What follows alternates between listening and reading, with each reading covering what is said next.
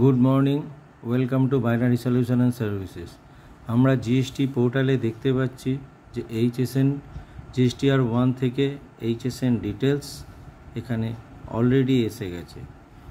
জিএসটিআর 1-এ আমরা এইচএসএন ডিটেলস যদি দেখি, সেখানে দেখতে পাচ্ছি B2B সাপ্লাই এবং B2C সাপ্লাই সেপারেটলি এসে গেছে। এই জিনিসটাকে আমরা ট্যালির মধ্যে কিভাবে করতে পারি সেই জিনিসটা আমরা একটু আপনাকে ডেসক্রাইব করছি। ফার্স্টে যখন ট্যালি খুললাম, জিএসটিআর 1-এ গিয়ে সেখান থেকে